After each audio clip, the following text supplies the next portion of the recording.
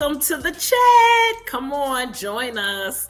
Go ahead. This is your opportunity to share on your social media pages so that you can invite those that you know is going to be very interested in this topic that we're going to be chit-chatting about. Okay, you can go grab you a cup of tea, glass of water, juice, whatever you need to keep your whistle wet. Go ahead. I'm just too excited for our guest tonight. I'm excited for you all. Some of you already may know my guests, and some of you will be getting to know my guest for the first time. So I'll be introducing you to this phenomenal woman, and we're going to be chit-chatting. So go ahead. I'll give you a few more seconds to go and share it on your social media pages.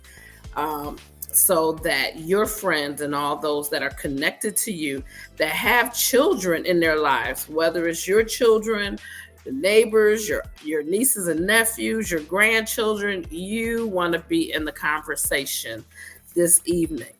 Make sure we want to engage you all. So you'll have an opportunity to ask questions. So come on and join in on the live. I'm trying to make sure people I know jump on because they don't want to miss this, okay? I am live.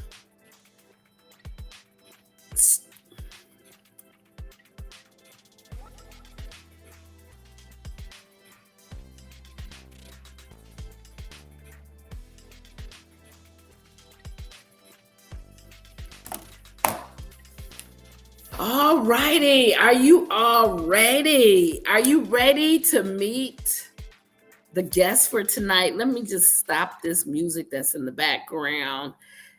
All righty. If you hear, you can go ahead and definitely enter in. Let us know where you are joining us from. We want to know, okay? Give us the heads up. Where you coming from? My guest tonight on the chat is coming all the way from the West Coast. Hello. You don't want to miss this tonight, okay? The conversation is going to be on. I'm trying to make sure that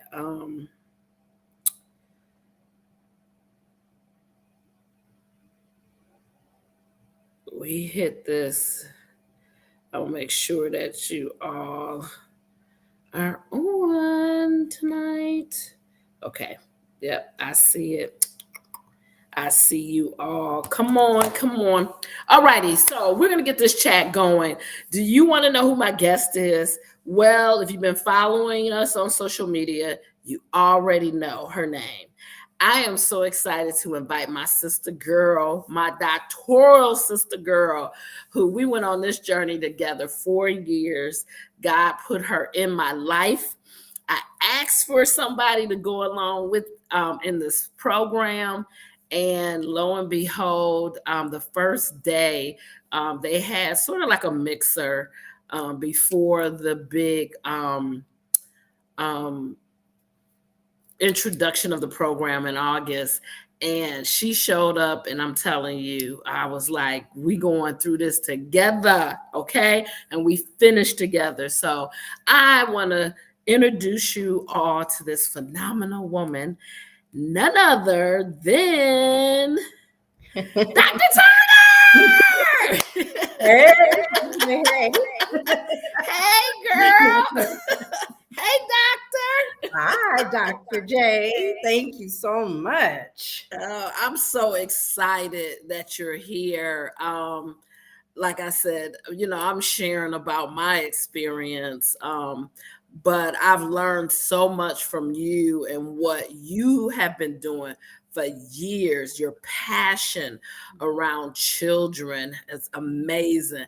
And you mix that with sports, which, hey, it makes it all good because especially as women, most of the time, I'm gonna say the majority women are focused more so on the children, where men may be focused on sports. Now, that don't mean it don't swip swap, because I know some phenomenal men that are fathers and grandfathers and uncles, and I know some women who are all into the sports. Okay, they know every player or they know their team. But I'm excited. I want to give you an opportunity to introduce yourself, because I can add a little sugar on that, because sometimes we don't tell all. We try to downplay it. But tell us a little bit about who is Dr. Trene Turner.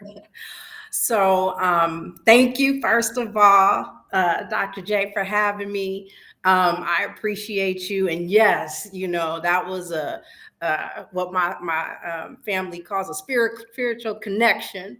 That first day at Pepperdine, and we've been on that journey ever since. So I don't want to get too much into that because I will get emotional. Because everybody know I'm a crybaby, but.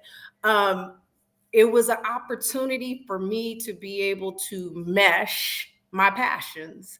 Um, of course, I've been an educator for over 30 years in California. I worked as a teacher, practicing school psychologist here in California. Um, and not so much just working with students with special needs, but working for our children, working for children and making sure that they are successful. But then also grew up a little bit of a tomboy, played sports. But I was a girly girl, but played sports, was truly involved in sports.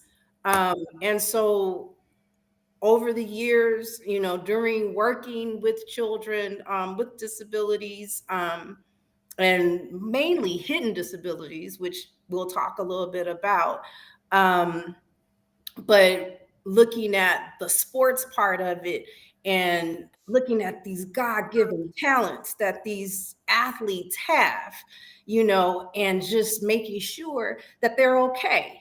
Once they get into whatever the profession they decide to do or wherever they decide to be. And so, that was just put upon my heart for years, to be what I wanted to do. That was my mission. So, God arranged it for me to be able to do that in a whole bunch of pages in that dissertation. So I wrote about it, and wrote about it. So, and so here we are. And so just want to get the information out.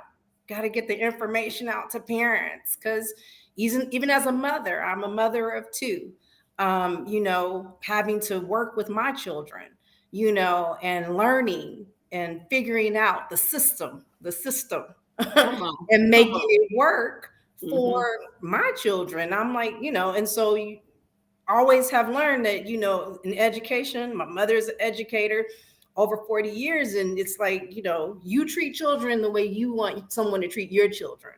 Come So, on. but I feel like we just don't have that information, especially, in low SES communities. We don't have the access to the attorneys. We don't have the access to the advocates, it's becoming more prominent, but we just don't have that access anymore. Mhm. So, you know, I'm a vessel here. And so that's what I'm trying to do, is try to get the message out and advocate so these children, these athletes, everybody has, the quality of life that they deserve. Mhm. So Hey, well, we're gonna jump into it, because I know I didn't know a lot until I became an educator. We can only do what we know, right? And so part of that, like you said, is that knowledge and knowing how to continue to fight. But as parents, sometimes we know there's, just like when we carry our children, we kind of have a sense of it's a girl or it's a boy. We have a sense of, okay, they're not developing quite, they're struggling with this or they're struggling with that. And, sometimes we get afraid of the system because we've heard so many negative things about the system.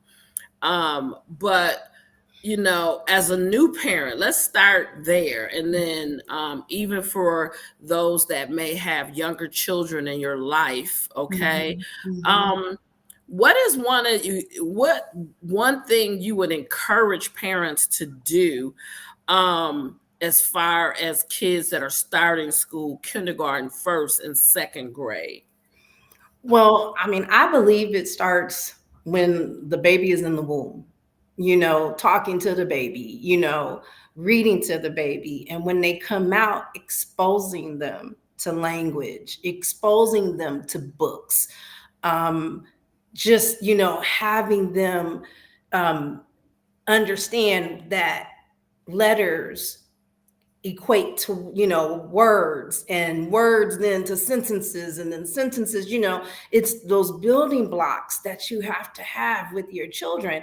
And I feel like, in the commercials, I know we see it in the commercials, and they, Hmm. Hmm. ABC, fruit first, all that stuff, and people are like, oh, that's so corny, or they just like, oh, they just trying to promote whatever they're trying to sell. But there is a message there, Jeanette, that people need to expose their children, exposing your children to vegetables. Expose your children only know at those ages what you're giving them. So if you're exposing them, and I remember just as a child driving down the street and my mother, I would see the word McDonald's, I would see Burger King, I would see a soda can that says 7 Up, Dr. Pepper. And my mother, you reading, Trene, you reading, girl, you better read, and I thought I was reading. but but those were the experiences, and those are the things that I did with my children. I, we read to them. Me and their father, we read to them. I don't like to do puzzles. My Hmm. daughter and her father, they like to do puzzles. That's not my thing. But it looks at how it's training their brains with the visual and the spatial, and then all of that correlates later when you think about later subjects, when you're talking about the beginnings of math, one-to-one correspondence, or you're talking about looking at a block and saying this is one block, that's the Hmm. number one, and you writing the number one, all of those things where you're really starting to exercise the brain, because as a child, they're expanding, their brains are expanding. So Hmm. give it to them. Give it to them. Yes, come on. I speak Spanish. I started learning Spanish when I was in first grade.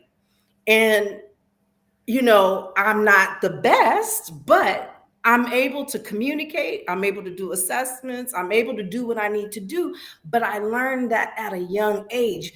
The kids are like sponges. And so if we Hmm. give it to them, you know, then they will retain it. And then that's how they develop and grow. And now, kindergarten, Jeanette, kindergarten is not kindergarten. No, When I that's like taught first, second. kindergarten, yeah, when I taught kindergarten, it was half day. You know, Hmm. you went from 12, 11, to 3, or 11 to 2. It was half day. It was different. Now it's whole day. And the kids are coming in, they're being assessed in kindergarten on letters and Hmm. sounds. So now I'm telling a lot of parents, get your kids in preschools. Daycares are good, but Hmm. if look and see if the daycare is doing a little something. If some people Hmm. say, oh, it's too early, it's too early, it's all in how you want your child to what you want your child to be exposed to. But I say early exposure is the best. And it doesn't, I mean, everybody's singing Gracie's Corner. I didn't have Gracie's Corner when our kids were growing up. We didn't have Gracie's Corner. We had to light Sesame it up Street. ourselves. But Yeah. Gracie's Corner is doing teaching everything now. And so, we look at the culturally relevant type of material, and you Mhm. combine that with what the kids need for their foundation, so they can be where they need to be, when they enter into school. So Right. And expose. that's the tough part, with parenting or being responsible for children. And what I mean by tough part is not some people not realizing that it takes more than putting them in a cute little outfit or giving them formula. Like you said, those first 5 to 6 years are their brain. That's where our brain does the most growing and receiving and processing information. Mhm. It's like a sponge. And so where we think, oh no, it's too much, they take it on. I mean, that, and then you have to look at, like you said, back in the day we went to school half a day, but our world has changed. We're now 24 hours 7 in everything, stores, work. Back then we had, most of us may have had a parent home with us, or the way it was set up, where now, um, it's a different generation where parents are like, oh, I'm gonna give them this toy and let them play, or I'm gonna put them in front of the TV. But a lot of times kids are coming in kindergarten in a deficit of how many words. They, I think it's like up to 1,000. They should know 1,000 words. You're like, wait, what? But if you read to them, Mhm. you'll be amazed at what they'll retain. And so I think what you just said is very crucial, because when you're doing that component, that's Mhm. when you can, see where they're not making the connection. And so, what are some of those early signs, Dr. Turner, that from that, pre-K to second grade, that you can notice about a child if they're around, their cognitive, learning? So, what I tell parents a lot is, because a lot of parents will say, "Oh, I think my child, may be having a learning disability," and I'm like, "Well, how old are they?" And the first thing that I ask is the developmental milestones. I think about, when did they first start talking? When did they start saying, sounds? Putting words, saying words, putting words into sentences. Um, some people, I think about, are they potty trained? When were they potty trained? All of those developmental milestones. So, that's going to the doctor when they're having their physicals and saying, okay, where is my child on the growth chart? Or where, at what age should they start speaking? Mhm, What, mhm, what age should they start having language and things like that? Because when you're talking about reading, the foundation of reading is language. You have to have language. You have to be exposed to, just spoken word, and mhm, so that's the one thing that I do say that you have to start looking at, is language and how the child is talking. Um, and engaging, and then even, is the child comprehending, what you're saying? Now the child might not be as vocal, but if you're saying, James, take the trash, put this in the trash for auntie, or put this, in for mommy. And if he knows what, putting it right into the trash can, that lets you know that he's comprehending that round basket is a trash can, and he's mhm, putting the trash in the trash can. But looking at those developmental stages, Jeanette, is what you really should be crucial in thinking about. Looking at what they're remembering, what they're retaining, what you're saying, comprehension, retention, all of that, is combined. So so that they know, that they're grasping on to what you're saying to them. When they get to pre-K, I think a lot of times parents think that the responsibility, for their children's learning falls strictly on the teacher, because, oh, they're mhm, just in pre-K and they're in kindergarten. No, it's continuous. And I'm not saying that you just belabor it and you just pounding it into them, but you always look for learning experiences within your day. mhm, You look for learning experience, or you, even when your child comes home, when you pick your child up, what did you do today? mhm, I don't know. No, you got to talk to mommy. What happened today? What did you do? And what happened? Did you see your friends? Who are your friends? And they, if they're telling you, pre-K and kindergarten kids, they know who their little friends are. And so then you get to know who, David and Janae and all these people, they Mhm. become part of your household language because you're talking about how was your day, and then talking about feelings. How do you feel? And so that the kids are able to equate words with emotions, because that's Mhm. a lot of times too when the kids are shutting down. A lot of parents say my son is shutting down or my daughter just shuts down and she just gets tight. But if you start talking about equating emotions to words and feelings, happiness, sad, Mhm. frustrated, they can Mhm. learn those kind of words. And so like I said, I just think developmentally that's what you look at when you're talking about the beginning stages. But I would really emphasize the language piece. Right. The And language very and critical. it's interesting because I'm reminded um of a child I know, and they would remember things that had to do with numbers or colors. Or I've worked with children, and their parents are like, "Oh, they know they numbers, and they smart." And one of the kids I was working with, I remember they would recall certain things, but their processing, like they Mhm. would instead of saying this is in the front, they would say, "Oh, that's the back." And I'm like, "That's the front."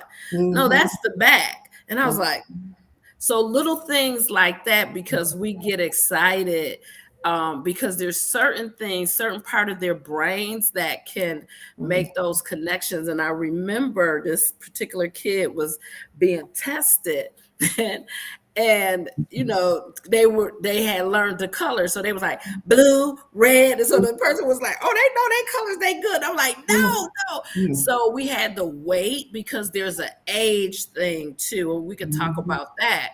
When Mhm. they get to a certain age, sometimes people will tell you, "Oh, we'll test them back in 6 months." No, ask them to test back in 3 months, because that deficit will show more so in between, and then they can get the services that they need. And it doesn't necessarily mean they get services, "Oh, they're gonna pigeonhole my kid." No, you want them to get it as early as possible, because then they learn techniques and ways of how to Mhm.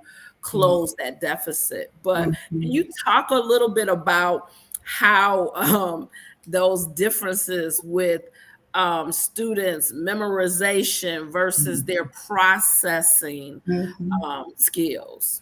And so, I tell my parents all the time when I'm in meetings, everybody has a way that they learn. Everybody has a way of learning. Some of us are visual learners. Some of us are where we just have to see everything. We write lists, calendars, all that stuff. Everything is written down. And then some of us are auditory learners where we can hear it, we remember it, comprehend it, understand it. Some of us are kinesthetic where we have to we have to use our hands, we have to work with our hands. And so that's how we remember things. And it's just all in how we take in information. It's all in how our brain Mhm. interprets information. And so all of us have a way we learn. And like for me, I'm visual. If you tell me something, I may forget. And as I'm getting older, it's getting worse. It's getting worse. And so I have Mhm. to write things down. And I'll, and I tell people all the time, I'm like, I gotta write this down. Hold up. Let me take some notes. And so I have something, a reference point to go back to. And some people need all of that in order to learn. So I always ask kids, how do you learn? I Mhm. ask the babies when I'm doing assessments, I say, how do you think you learn before I even do the assessment with the student? And so some students have that good rote memory, that short term memory. I'll say, letters and go boom, boom, boom, and they will give it right back to me. And I had one student who I was giving him letters, random letters in a row, and he plays the piano by ear. He's a musician to this day for his church. And he was just boom, boom, boom. Ever as I was saying the letters, he was, doing it with his fingers. And he kept going and going and going until he was in the superior range. And I said, that's where he is. He's wrote the short-term memory, he'll give it back to you. Some students can remember a whole lecture and all of that, and then they can comprehend, they're fine. My son, he could read something, remember it right away, take the test, had no problems. He didn't get that from me. Some people have those skills. So Mhm. that's the other thing too that we look at, Jeanette, when we're looking at how our children learn, how they process, and how Mhm. they look at information. And then some people say, oh, I'm dyslexic, and they think it's because it's visual, and it Mhm. really isn't. Mhm. Dyslexia has to deal with phonemic awareness. When you're talking about sounds, when I say phonemic awareness, that's the phonics, the sounds, the vowels, all those, what the sounds that we use in order to form words. Excuse me. Mhm. So you have all of these things going on with your Mhm. children.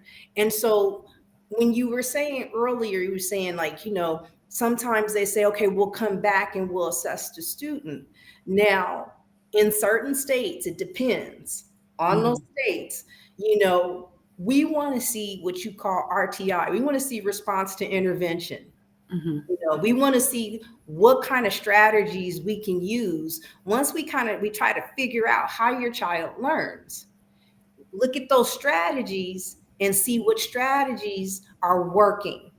And if those strategies aren't working, then that's when we say, okay, we need to try some other things. We need to pull your child out of the classroom and look at small group instruction, look at how we can work with your student one to one. And then we may use some other types of technology in order to hone in on that child's skills, so that Mhm. they know how they learn and they can use those strategies in order to compensate for the deficit that they may have, so they can close the gap, you know Mhm. Mhm. because all of us have a way we learn.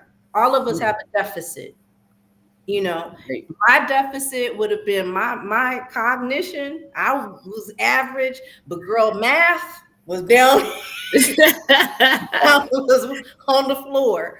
But I had to work my way through math, Mhm. so I could close that gap. Am I the best at math? Absolutely not. But but I know enough to do my job. But but we have to give the kids the tools, Mhm. the tools that they need. But the main thing, Jeanette, too, is that parents have to understand kids got to come to school every day. Woo, come on. They got to come to school every Starting early. You Mhm. have to come to school. So if I'm saying, so I would be that person to say, I might say you need to come back in a few months and let's see where you are. And the reason why I'm saying that is that I need you to come to school. Mhm.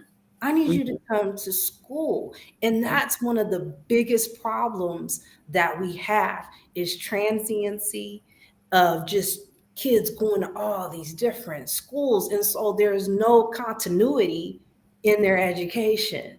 And so Mhm. when they're missing all those days, and you've done the research, Jeanette, Mhm. when they miss all those days, how do I know? Is the chicken or the egg? Is it lack of instruction, or is it those areas that I talked about, those processing areas that the kids are Mhm. having problems with? And I understand, like you said earlier, parents are working. We're Mhm. working more than ever now. And so I've had parents who were working grave shift, all of that. And even my mentor said one time that she was in a meeting with a parent, and the parent said, I can't get up. And so she went to pick Big Lots, a little, Mhm. store, and she got the parent an alarm clock. Mhm. Yep. Mhm. She said, here's an alarm clock, but I need this baby to get to school. And Mhm. so before we can talk about development, but the child has got to be in the seat in Yeah. order for us to be able to say what's wrong, because I'm not in the business. of mislabeling students, of Hmm. mislabeling children, Right. you I know. think it's important too, like you were saying, sometimes, I've had 5 children. So my children said Mhm. once I got to the last two, we got a little tired. Um, Yeah. but the truth of it is, you got to have structure. My grandson is here and he wants to do what he wants to do. And I'm like, no, game time is over. Get a book. Let's get up in here and read. And even though they may pout a little bit, we got to realize we're the adults. Mhm. And when we want to be labeled as, the fun parent or the Mhm. fun auntie or Mhm. grandparent, Mhm. um, what we're doing is really allowing them to waste some crucial time. Mhm. And I want to say, as far as back when I made the comment about come in 3 months, I'm talking about those kids that are before school. So Yeah. those are early, because when you're in school, there's a structure. They Yeah. they won't come back and test in 3 months. So I want to Mhm. make that clear. Mhm. That's early on, like when your child isn't talking Mhm. or verbal is not clear. That's when you get the services, and it's free. So get this, and they will come to your home. But it Mhm. is, I can't stress it enough that in having my children, it was a sacrifice. Mhm. It was a sacrifice and an investment, because and I had an instance of a preschooler who was misbehaving, just Mhm. off the charts. Mhm. And I had asked the teacher, well, I want you to mark down when he do it. Just we were trying to figure out, why is he climbing up on bookshelves and all of that. And so one day they brought him into my office, the psychologist and Mhm. teacher, and he just sobbing. And I'm like, what is Mhm. wrong with him? Yeah, I ain't gonna say I broke the rule, but because I'm a mother. So I just picked him up. I'm like, what's wrong? What's wrong, baby? Mhm. And Mhm. finally he got it out and he said, I don't know my letters. And it is Oh. exactly what you said. Sometimes we don't ask. And it just blew me away. And I Mhm. asked her to bring her data. And every time he was misbehaving, most of the time, not every time, Mhm. most of the time he was misbehaving was during that reading time. And Mhm. so sometimes we need to step back, because kids know early on what they're not getting. Mhm. Sometimes they learn how to compensate for it and they don't realize that they're Mhm. doing this. But we as parents, we have to be observant, and we have to be open to ask people to help us observe. It's Mhm. not, when something is wrong with our kids, sometimes we take it personally, like, oh, it's, Mhm. oh, they, no, it ain't got nothing to do with you. Do what you need to do to get them help. Um, No, for sure, for so sure. And they do need that, help. If you're seeing and talking about the early intervention, if you are seeing that your child is not speaking and not doing meeting those developmental milestones that I mentioned, maybe that you've consulted with your pediatrician and they're not in the age range that they should be, yes, please, early intervention, early intervention. And I know in California we have regional center, so I tell all my parents, you need to get regional center support. And so mhm. those are the, because when they turn 3 in California, that's when basically the services turn over to the school districts Oh, here wow. in California. Yeah, Yeah. it's not till 5, I know, in New York. Hmm. But I think to add to this, I know for me, I had a child that we just got used to them speaking the way they were speaking. And Mm. then when she went to school, her teacher had a meeting and said, we need to get her tested, or Mhm. oops, I guess I told. But um, and I but they was like, do and, chat. and I was like, okay, because I Mhm. trusted the teachers. Mhm. And I remember when she got evaluated, because I was like, she's smart. I know she is, or whatever. And Mhm. I remember the person who evaluated her met with my husband and I, and they said, she's really smart. But because you all understand her, but others don't because she's been around you for 5 years. And so I said, okay, what do we need to do? And so we got her speech. And come to find out, it wasn't until she got, I believe, in like second grade that it really wasn't something wrong, say for her mental.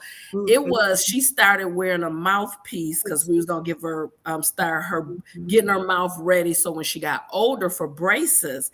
And what that mouthpiece did was widen her mouth so her tongue could lay flat. And I'll never forget when the speech therapist, it was like 1 week, and the speech therapist was like, wait a minute, what's wrong? It's clear. I can hear her. What did you do? And I was like, I don't know what I did. And then we figured it out. It was a mouthpiece. But what it did was it made the teachers pay attention, and it also made her more confident in her speech. And so before we go on, I want to see if there's any questions. We see early inventions. It's 3. It's 3 in New York. Oh wow. Yeah, Wow. so usually the regional centers, because the regional centers and the departments, the different health departments, they have the occupational therapist, the physical therapist, the speech and language therapist, adaptive, looking at the physiological piece. They have where you can get those services because even out of the womb, if they're not having the sucking motion, all of that, they're looking at all of that. But when it hits 3, the regional center says, here, it's up to you. And so then the school districts in California end up It's in New having to York too, take because I'm on, reminded yeah, they of take they on those have to do the school. services. They And have to bring a school person in. okay. And so a lot what we see before they even get to the school, to me, a lot of these kids have speech, and like the young lady that you were talking about with her mouth, with the articulation. And it's good that you guys got that early intervention, because when it comes time for her to start reading in those sounds, and they're like, something's wrong, and I'm like, maybe, but she may not be hearing it the same. And the other thing is, and I should have started with this: get your child's vision and hearing checked. Come on. Make sure your kids can hear. Make sure your kids can see, because they get glasses. It's a whole different world. And even, we have in low SES areas, encourage the parents to get the kids' ears flushed, and, because they may not be able to hear. And now it's hard. A lot of times I'll say, I can't test them, because if you wear glasses and I test you without your glasses, and I say you have a visual processing deficit, then that's wrong. Right. That's wrong. And that's what I have to tell parents that wear glasses. If you have on glasses and I test you, because why do I need to get glasses? Because I need to know if your baby can see. I need to know if they can hear. And it makes a difference on how they access instruction. So, and sometimes they can see, but it may be a tracking issue where they won't be able to continue to see in a straight line. I mean, it's so many things. It just goes to show you how unique we all are individually, how God has created us. But I want to give you all that are here an opportunity to ask questions. So if you have a question, definitely put it in the chat. I'll read it. So Dr. Turner can answer. I see Williams, if parents don't feel comfortable talking to the regional centers, can they seek the support of a school counselor, psychologist at their child's school? Yes, definitely. Of course. Then we have, sorry I joined late, but I am wondering how significant it is that these psychologists and counselors have cultural competencies, because the disconnect can be detrimental for our children, especially when the parents aren't knowledgeable. Dr. Turner. Well, it's it's funny because these two questions, Kay Williams and Dr. Neal, their questions are definitely, they match, they're intertwined, to be honest. Um, so I'm gonna say first, yes, you need to seek the support of the regional center, right? But a lot of times, and this is a fight that I've had in California, is that the regional centers do not, they say, no, it's on the school district. And so I tell my parents, here's my report, you fight back and you tell them what you need. And it's unfortunate because then we're looking at Dr. Neal's question with the whole cultural competence that providers in general have. Not just school counselors, but counselors and psychologists and providers for these children in general have. Mm-hmm. I've noticed just within even within my own family, I've witnessed, my own family who has gotten regional center support services, but it's based on the area of where you live. Come on. And so that's the work that we, and that's part of something that I want to venture out and look at, is just like the levels are not even, they're not equal. Mm-hmm. You have some families in certain areas getting all these benefits and services, but when you have people that are populated in these low SES areas, a lot that look like me and you, Jeanette, they're not getting the support. Mm-hmm. They have to fight, and all they say is, oh, we'll give you respite, which equates to somebody coming to your home. So then it creates an adversarial relationship with the schools. And so we try to provide as much as we can. But I tell my parents, I said, whatever you need from me that I can do within my job capacity, I'll give it to you. Now, Mm-hmm. looking at the the cultural competence, um, I will say that in California, we do have a cultural component to our credential.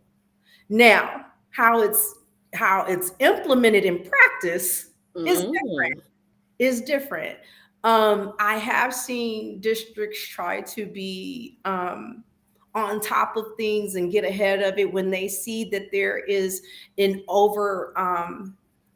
overabundance of certain populations being overly identified under certain uh, criteria. Mm-hmm. Looking at emotional disturbance. You looking at more Black boys being identified as being, having the label of emotional disturbance. So you're looking at that Right. cultural competence. I think, Dr. Neal, there's a lot of work that needs to be done, and I think it needs to be done state to state. I Mm-hmm. think also, I think how the message is, provided, when these counselors and these psychologists are in their training programs, you Mm-hmm. know, how they are exposed to cases and looking at guidelines of how they work with these families. I know in my program, we were always taught we had a culturally relevant component to our part of our school psych program, and we looked at articles. We talked about looking at parents might have their own bad experiences with the school systems, and so they just don't say anything because I had a bad experience. Then Mm-hmm. and I've had parents tell me that I didn't like school. I had a bad experience. I didn't like the way they talked to me. I didn't like the way they talked to my mother. So I just, I send my kid to school and that's it. But I feel like we have a long ways to go. And I think that it's really a legislative piece too, as we see right now, what's happening in Florida, unfortunately. Um, I know as far as doing my part, I am a part time professor in the school psychology program in California at a university in California. And I do talk to my practicing, my aspiring school psychologist students about working with children, especially Black children and Latino children and Indian children and those children, thinking about their cultures, learning about cultures, don't making assumptions, but still. But I think it's hard for me to say, you know, who has cultural competence and who doesn't, you know, because you can still learn it, but if you're not practicing it, then it makes it so difficult. And I just think it's the inner person and working, you know, with children from different cultures. Um, but that can definitely be a hindrance, Mhm. and especially if someone's not monitoring the data, you know, and so it's kind of hard. That was some good questions. Mhm, And we have a few more minutes, so I want to jump into, because I know some of you have older children, mhm, even children that are going to college. And we want to talk about advocacy mhm, and really how to I know Dr. Turner was mentioned about regional centers in California. In New York, I know is by county. We got those, we have centers, but mhm, it's usually based on the county that you're mhm, in New York, mhm, in the areas that I've taught in. mhm. So I want to talk about a move to advocacy, because sometimes we've allowed them to get in third grade all the way up to high school, Mhm. and they're struggling. And we as parents, grandparents, aunts and uncles, sometimes throw our hands up because they don't really believe in themselves. They're frustrated, Mhm. and so they don't want to go to school. So what would you suggest parents can do as far as finding someone to help advocate for their child? So, I mean, the parents are the first advocates for Mhm, sure, for sure. Um, and then it's also learning and becoming knowledgeable about standards for the grade levels, becoming knowledgeable of what are the expectations for their students, and then also um, being able to find someone that you can connect with. If you can connect with someone on your campus, on your child's school campus, in elementary school, it makes a huge difference. Because then, you know, you it's not just your voice, now you have another voice on campus. um, if you know that that the schools are not following your rights, then you might have to step outside and you may have to find an educational advocate to help and support you. Um, but I find that being knowledgeable, Jeanette, of what are the expectations, look at the state expectations. What are the state standards? What are these tests, the testing? When you're testing, the kids do these state testing every year. What does that mean? Understand what does stay nine means. Go to your school and say, explain this to me. mhm. Don't The just child look at teacher. the don't just look at Mhm, what they send you in the mail and say, "Oh, mhm, such and such scored in the 90th percentile." What does that mean? What do those mhm, numbers mean? Find somebody on that campus, and and all these schools should have somebody because they've created so many positions now at all these different schools. So somebody should be able to explain.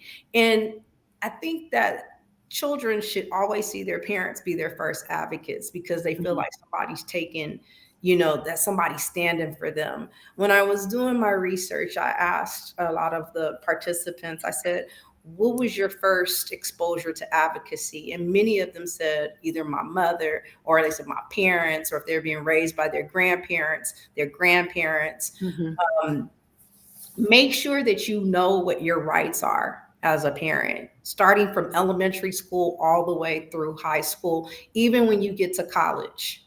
Mhm. Understand what your rights are and be able to connect.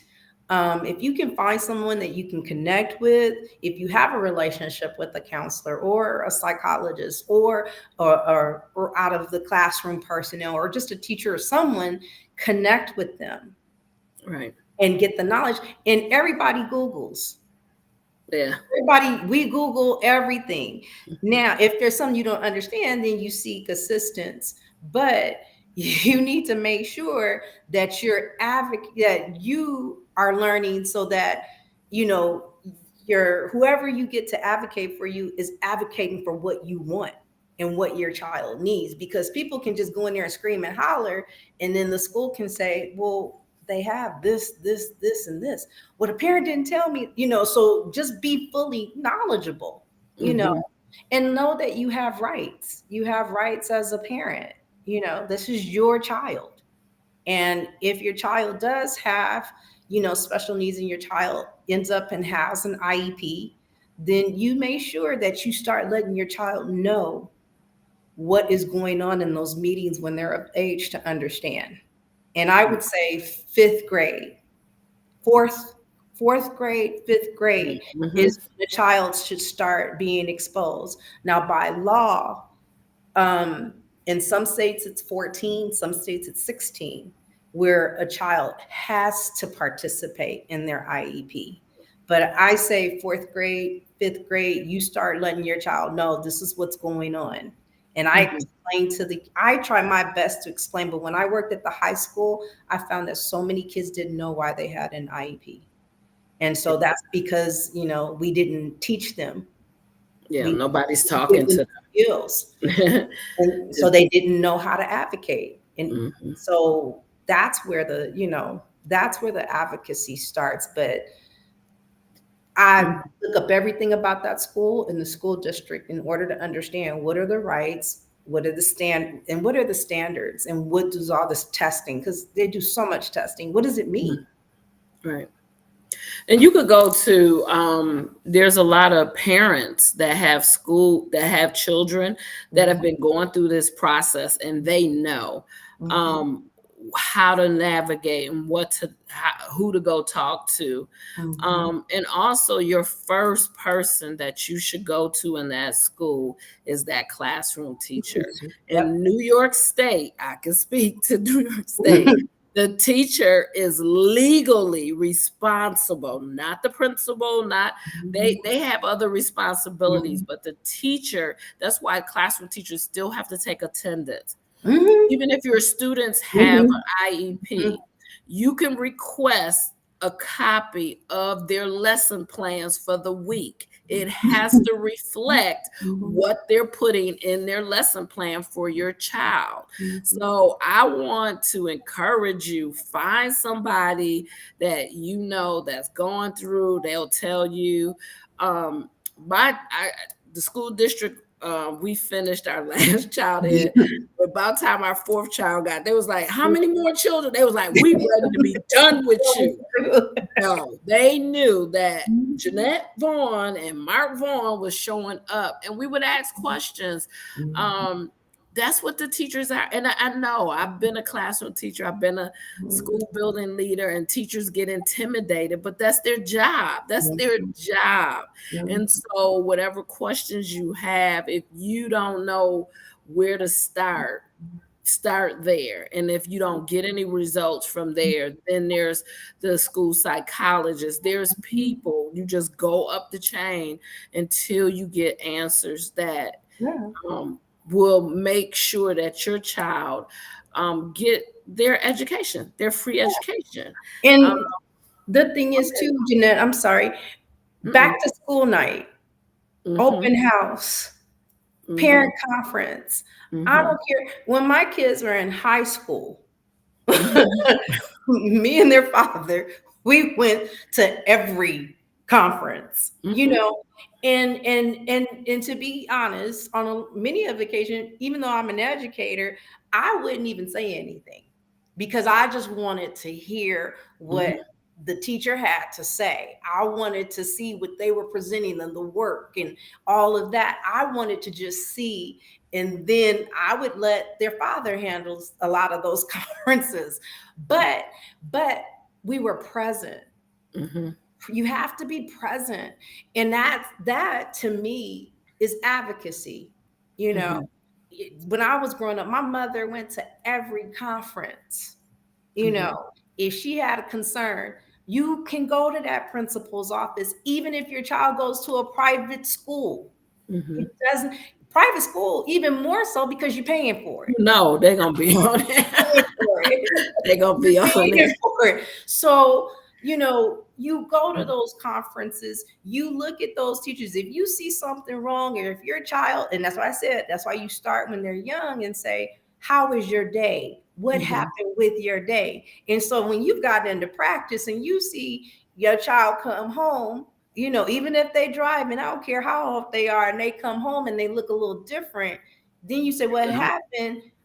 I need to call that school, or go online, however they do it, class dojo, whatever they do, you set up the appointment, because that's advocacy in itself. Yeah. And that's why when our kids get to college, Jeanette, and if they do have an IEP, or if they do have learning needs, and the school doesn't have to necessarily abide, they don't have to abide by that Mhm. IEP. And please understand that, parents, when your child finishes high school, yes, they have that IEP, but when they go to college, it's a whole new process. Mhm. It's a whole, they have to go through the Center of Students with Disabilities. They have to show their IEP. Sometimes they even have to be re-evaluated, which is what I found in my research, is that they have to go through the whole process. And some parents are just like, I'm done. Or if they're athletes, they feel like the parents are like, oh, they recruited them, they're going to take care of all of that. They don't. A Mm-mm. lot of times they don't. So it's a whole different type of advocacy at the collegiate level, which is what they need and they're due. Mhm. All Yeah. those supports, they're supposed to get them, and not just tutoring. Come not on. I not mean, and you brought out a good point, because if you know your child and you can practice, as you can see, if you know your child is not a good note taker, Mhm. okay, that's a flag. There's certain other things, like if you know they need a little bit more time to process to take a test, there's a 504. It doesn't take a lot. Okay, Mhm. it is really just an ask. I know I'm putting it out there. Teachers will be like, "Wait, Jeanette, don't be," but because once, and as a classroom teacher, I recall people was like, "How are you getting your kids to be so successful in these state tests?" And I said, it's just getting them to believe in themselves. And Dr. Turner says something that I'm going to put it in my tool belt, and that is, ask the child how they learn. Ask them, are they learning? Because what you don't know, some of this new math and way, I don't do that now, but um, then you can advocate for them. And during that time, that's showing and modeling them how to advocate for themselves. I would tell my fourth grade students when they were acting up or didn't act like that, fifth grade students, I'd be like, let me tell you something. You don't do the work, Miss Vaughn gonna get paid. I'm gonna get my check. So you need to understand that whoever is in front of you teaching you, they're going to get paid. So you need to get what you is due, what's due you. Mhm. And that changed their attitude. They were like, okay, well, you gonna help me, Miss Vaughn. I don't Yeah. understand this. Help Mhm. me with this. And so um I'm excited. I'm excited about the information that was shared. It is so much more. And I know we but I want to make sure before we end, if there's any questions, because we didn't even scratch the surface of when kids are on the spectrum. Yeah. Just there's so many terminology that Dr. Turner was throwing at me the other day. I was like, oh, I don't know what that word, what that mean? Like, what does that look like for a child? Mhm. And I'm excited for Dr. Turner, because if you're not following her, follow her, because her consultant business is being launched, and she'll be able to help be that support as an advocate for you. Now, I know some of you like, oh, well, she's in California. Most of the rules are similar. Trust me, she's a researcher. So wherever you're at, she'll find the info that she needs. Okay, because we can no longer make the excuse what other people aren't doing for us. Mhm. No. I know there's systems, there's things that hinder us, that try to block us, but we are smart. Whether we are struggling, as she said, a lot of times it's not just the color of our skin, it could be the class, it could be poverty, it could be a sort of things, a lot of things that would try to hold us back. But we are very smart people, and we Mhm. got to learn to utilize each other. And so that's one of the things the chat is all about. And that is causing you to think and meet people that have access to information, and you have to reach out to them. Now, everything ain't free. Okay. Hello. The chat is free. The conversation is free. And definitely, if you have questions, we want to answer while we're on here. But I want you to know that there's help. And I'm excited because as a classroom teacher and a principal who have advocated for parents, children, um, even in my community, there's things I did not know. Dr. Turner is in the trenches, okay, um, and have a passion for this. And so I want you all to make sure that you're following her. So when she launched, it will be the first one to jump on and be like, hey, I need to talk. I have questions.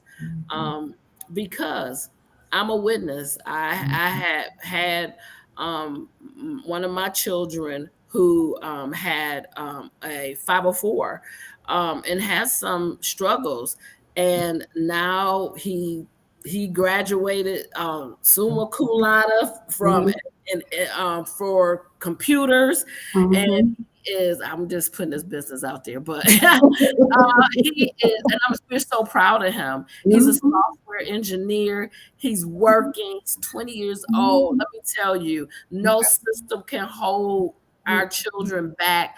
Our children, our grandchildren, niece and nephew, if we are willing to put the work in and fight for them. That's what it's about. Parenting ain't about they do so much wonderful things and we just get to wear them as a badge of honor. No, there's some there's some hard work that we have to do. So if you don't, I'm looking to see if there's any questions. I want to yield the floor, give Dr. Turner the last 2 minutes. If there's something she would like to wrap up and say to you all before we end. Well, basically, one of the things that I do want to say is just, just step out of yourself. You know, a lot of times as parents, we get caught up when, especially when our children are having difficulties, we kind of make it about us. And so take your moment, but step out of yourself, you know, and whatever bad experience you may have had with the schools when you were growing up, whatever challenges you may have had, and I don't want my child to be, have a stigma or, be labeled or anything like that. Remember that as a parent, we don't have the liberty of having a selfish trait. So we have to step out of ourselves and we have to think about our children. Early intervention is key. Early intervention is key, and just early exposure is key. And if you see something and if it's bothering you, then you need to ask, you need to find out. And then also just be present. Be present. Once your children see that you're present for everything, programs, back to school night, all of those things, those conferences, those are skills that the children are watching. Mm-hmm. The children are watching you, and like I said, they are watching you, and that's their first exposure to advocacy. And do your homework. Do your homework. And just like we make sure our kids are clothed and they have everything that they need, make sure that they have everything that they need educationally. Just don't just assume that the schools are going to do everything, because they're there for 6 hours, yes, 6 7 hours, however long the school day is. But at the same time, you know it's on us as parents. And then the last thing is resources. You don't have to pay $1,000 for resources or whatever. You can go to the Dollar Tree to get a writing book. You can go to, Mhm. Dollar Tree to get a puzzles, get the crossword puzzles. All of those things have accesses, and anything of those things that you're doing, you're building your child's brain capacity. You don't have to go and spend a whole bunch of money, but summers, yes, that's summer, but summer is still time to do some work. So, just, pour into your child because they deserve it. And so, Mhm. you know, and that's it. Yay! That's You, it. But you I appreciate too know, the opportunity too, Dr. J, to get the message out, because we don't always hear the message, come so on. we need to hear it, and we need to know that we are empowered to do it as a people. Yes. Yes. As a I people. was I was thinking as you were saying about go to the dollar store, I thought about the color purple. When her sister was trying to teach her how to Like, read, she just put the little stickies on please. the paper on the window, the oven. We can Mhm. do that to make sure that kids are getting that simple vocabulary. We think they know certain things, but they don't if we don't teach them. So Mhm. Mhm. Dr. Turner, I am so excited. I'm like, this is the beginning. Mhm. We definitely gonna have to have a revisit. I know people are gonna, after they get off, they start thinking, oh, maybe I should have asked this question or asked that question. You can go ahead and put it in the link. We'll come back and try to look at it, but we'll bring Dr. Turner back to visit us again. So I want to thank you all the way from the West Coast. Thank Thank you. I know it's you. what 9 o'clock out there, but thank you always, my sister in love and in Christ and in Pepperdine. Yes, we I done. Look, appreciate you. And I yes, thank you to all of you who showed up, and yes. to take in the information. And I hope it was helpful. And I hope you can pass it along. So thank you so much. Yay! Don't forget, on next week, we will be here again. We usually come twice a month. Next week, we're going to either be talking about mental health or avenues of how streams of money, how we can bring other streams of money, not while we're doing extra work. Okay, we need to bring some in when we're not having to do all that. We getting older. Okay, you want to come back, we want to see you back here at the chat. Thank you, Dr. Turner. Thank you for everyone that showed up. We appreciate you. All right. Thank you. Thank you. Thank you. This is Dr. J, and I am so glad that you joined the chat tonight. Don't hesitate to follow me on YouTube or my personal channel or my Lady J channel, which is a blog, and my organization. Well, it's not mine, it's the nonprofit organization that I am the CEO of, Women Reaching Women Globally. We want to see you in the place. All righty. Love you all. Have a good night.